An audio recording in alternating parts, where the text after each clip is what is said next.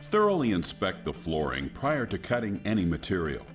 Immediately contact the retailer in the rare event that defects are detected.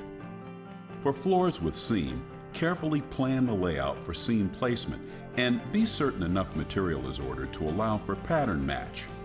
Place acrylic double-faced tape at all areas where the flooring meets a doorway, as well as next to bathtubs, showers, toilets, sliding glass doors, and in similar areas. Position the material in the room, aligning the pattern with the wall. Remove excess material, leaving approximately 2 inches up all walls. Gradually cut down the flooring material at the corners and make relief cuts at projections to allow the material to lay flat before the final cuts are made. Long lengths of flooring can have a tendency to bow or twist during layout and installation. Use caution to ensure that the material is laying flat and is properly aligned before the final fitting and cutting of seams, especially when going through doorways and around other fixed objects. After the pattern is aligned, cut in with a utility knife or trimmer, leaving a 1/8 inch expansion gap along the perimeter of the wall and all vertical surfaces such as cabinets and pipes to allow for seasonal movements in the walls and subfloor due to changes in temperature and humidity. For larger installations installed over suspended wood floors or in a climate where there's a great temperature variance, you should leave a 1/4 inch gap. The material should not touch the wall, fixtures, or corners at any point. Otherwise, bubbles or wrinkles may occur. The material must first lay flat to stay flat.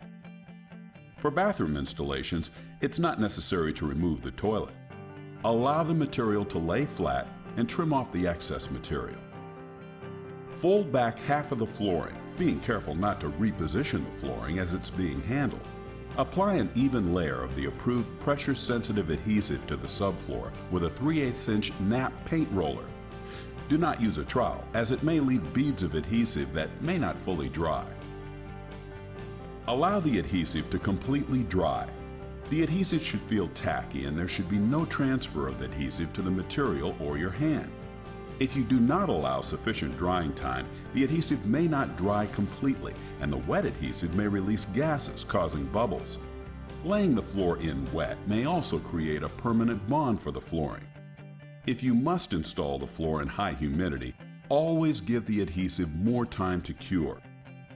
A heavy-duty floor fan may speed drying time. Remove the protective paper layer from all acrylic double-faced tape prior to placing the material into the adhesive. Carefully lay the material over the adhesive, being careful not to reposition the flooring as it's handled. Repeat the process with the other half of the material. Roll the entire area with a 75 to 100 pound roller. The floor must be rolled to expel any trapped air and ensure full adhesion. For instructions on creating seams, please view the seaming section of the DVD. To finish the installation, install cove base, baseboard moldings, or quarter round to cover the expansion zone around the perimeter of the room. Fasten the moldings to the vertical surface, not the floor. Leave a slight clearance between the molding and the flooring to allow for seasonal movement of the subfloor. Use transitions at the doorways. Next to bathtubs, showers, toilets, sliding doors, and in other similar areas where the expansion gap will not be covered, use non-staining permanent flexible silicone caulk to fill the gap. Do not shove or slide appliances, furniture, or other items across the flooring. Always attempt to lift the item and move it into place. Reposition the appliances and heavy furniture using plywood, professional moving guides, or carpet with the pile side down.